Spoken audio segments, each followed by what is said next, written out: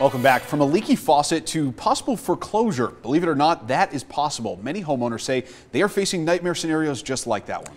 It started after a company they hired to make repairs filed what they claim are misleading liens against their home. So they turned to 13 Chief Investigator Darcy Spears for help.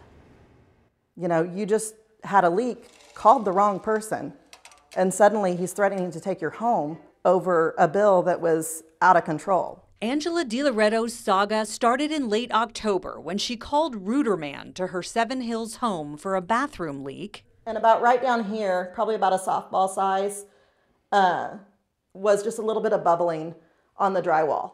He said, "You have a leak and the same owner owns a restoration company. Would you like to use them?" Fearing a mold problem, Angela saw that as a quick solution, so she agreed to bring in Bolmer Restoration, which is owned by this man, Eduardo Arredondo. That was our mistake. It was a big mistake. Right away, she felt things didn't measure up. Because it was oddly quiet for doing demolition work. More red flags were raised when a boss from Bolmer showed up at her house, she claims. This guy comes in smelling like marijuana and says, "I need you to write me a check for $5,000. And I was like, "What are you talking about?" Now, mind you, up until this point, I'd been told you won't have any out of pocket except for your insurance deductible.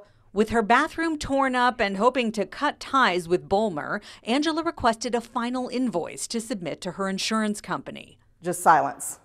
I don't hear anything from anybody. Emails go unanswered, calls go unanswered, no response at all. Until early December. And my husband calls and said, "We just got a certified letter with an intent to lien." The letter stating if we are not paid in full, we will proceed with foreclosure. 2 invoices were attached. Added up to $14,700. Angela's insurance company said the job should be closer to $4,000 or $5,000. It just kind of tells me it was all about intimidation. It was all about, "I will take your home if you don't pay me these outrageous fees." Angela's case is not isolated. On the Clark County Recorder's website, 13 Investigates found Bolmer Restoration has filed hundreds of liens against Las Vegas homeowners since 2014. When Angela finally got an itemized bill, she filed a complaint with the Contractors Board and Attorney General's office alleging fraudulent charges like these for HEPA vacuuming.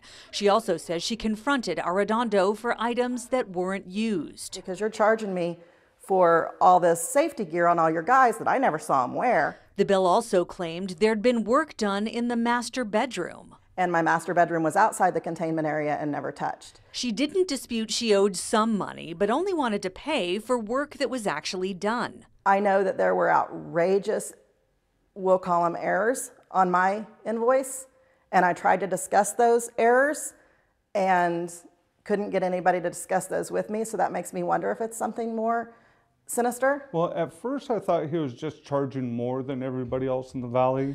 This former Bolmer employee says there is something more sinister. He agreed to talk to us if we protected his identity because he doesn't want to be implicated in how Bolmer did business. They didn't do anything wrong to get a lien on their house, but we're still going to go after their house if there's money there. He left Bolmer Restoration. So after meeting with the customers face to face on all of these occasions, I saw the impact of what we were doing. And he confirmed Angela's concerns over bogus billing. This all goes back to documentation, and when you see documentation that is incorrect and purposely incorrect, it actually rises to the level of fraud. As my investigation continues, we'll expose how he says the alleged fraud was committed and why an attorney says the company's contracts may be bogus too. It's all currently under investigation by the State Board of Contractors.